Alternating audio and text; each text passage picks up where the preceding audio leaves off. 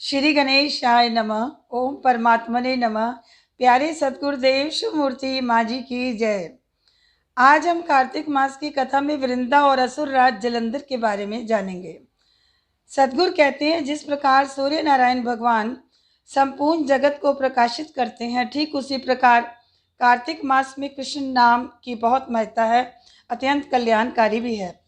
और सतगुरु कहते हैं, कलयुग में जब जब मन में पाप उभरे और आंखों में विकार आए तो प्राणी को दो अमृतों का पान अवश्य करना चाहिए। प्रथम नाम का सिमरन और दूसरा कथा का श्रवण, यानी सत्संग के माध्यम से अनेकों विकारों का नाश होता है। इस मास में महामंत्र का जाप, श्री कृष्ण गोविंद हरे मुरारी, हे नाथ नारायण वासुदेवा, ये मंत्र हमारी जीवन यात्रा को अति सुगम बना देता है। इसका अर्थ है, हे प्रभु, हे नारायण, आप सभी को आकर्षित करने वाले हैं, अतः मुझे भी अपनी शरण में लो। हे गोविंद, मेरी इंद्रियों को स्वयं में लीन करो। हे दुख हरता, मेरे भी दुख हरो। हे मुरारी, राक्षसों के विजेता, मेरे मन में बसे काम और क्रोध इत्यादि राक्षसों का नाश करो। हे नाथ, मैं नर हूँ, आप नारायण हैं। वासु का अर्थ है प्राण, मेरे प्राणों की भी रक्षा करो। मैंने अपना मन आपके चरणों में समर्पित किया है। इस प्रकार है इस मंत्र का अर्थ। और तत्पश्चात हम कथा के मूल पर आते हैं। जैसा कि देवी भागवत में लिखा, दानवराज जलंधर का जन्म भगवान शिव के समुद्र में फेंके गए तेज के द्वारा हुआ। असुर राज जलंधर बहुत ही शक्तिशाली था। तीनों लोकों पर उसने विजय पाई और यहाँ तक कि यमराज भी उससे डरते थे। इधर वृंदा राक्षस कुल में जन्मी एक साहसी कन्या थी। वृंदा भगवान विष्णु की अनन्य भक्त भी थी। बड़ा होने पर उसका विवाह असुर राज जलंधर के साथ हुआ। वह एक पतिव्रता स्त्री की तरह रहती थी और नियम पूर्वक भगवान का पूजन भजन किया करती थी। इधर जलंधर ने उसके सतीत्व की जरा भी परवाह नहीं की और देवलोक में जाकर अत्यंत आतंक मचाया। जलंधर को अपनी शक्ति पर बहुत अभिमान था। सर्वप्रथम उसने देवराज इंद्र को परास्त किया और त्रिलोकपति बन बैठा। फिर विष्णु लोक में देवी लक्ष्मी को छीनने का प्रयास किया, पर किसी भी प्रकार देवी लक्ष्मी ने उसे समझा बुझाकर ये समझाया कि हम दोनों का जन्म चूंकि जल में हुआ, अतः हम दोनों ही भाई बहन हैं। तत्पश्चात जब जलंधर कैलाश पर्वत पर शिव नगरी गया, वहां पर माँ पार्वती को उसने अपनी पत्नी बनाने की कोशिश की तो भगवान शिव के क्रोध की सीमा नहीं रही।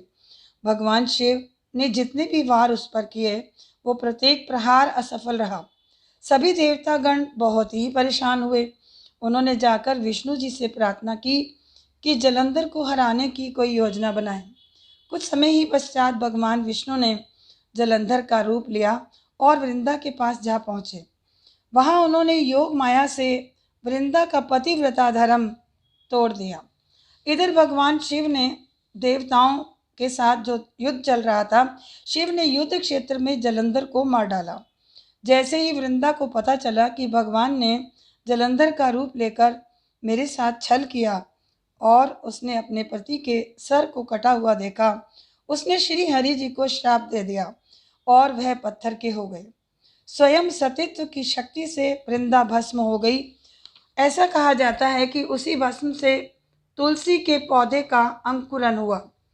तुलसी के द्वारा दिए गए श्राप से भगवान जी ने शालिग्राम का रूप लिया और तुलसी को अपनी पत्नी के रूप में स्वीकार किया, जो पौधे के रूप में है, और वरदान दिया कि कार्तिक मास के शुक्ल पक्ष की एकादशी को तुलसी विवाह का पर्व प्रत्येक वर्ष मनाया जाएगा। प्रत्येक शुभ कार्य में तुलसी का महत्व रहेगा और उसकी महत्ता होगी।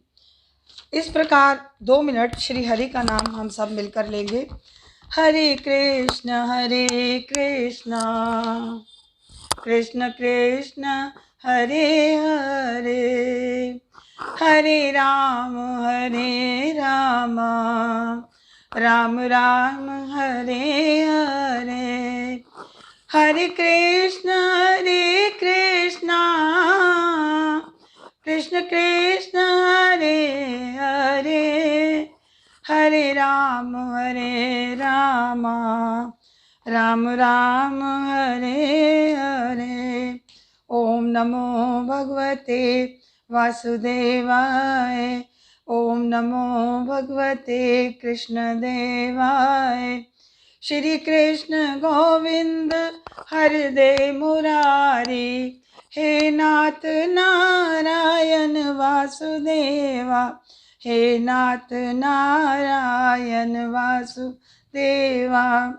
यदि यह आपको कथा पसंद आई हो तो आप इस पे कमेंट लाइक ज़रूर करें, और चैनल को यदि आप नए हैं तो सब्सक्राइब कीजिए। आपका कथा सुनने के लिए बहुत सारा धन्यवाद। इसी प्रकार आपको आगे भी अच्छे अच्छे सुनने के लिए कथाएं और कीर्तन भजन मिलते रहेंगे। बोल सच्चे दरबार की जय।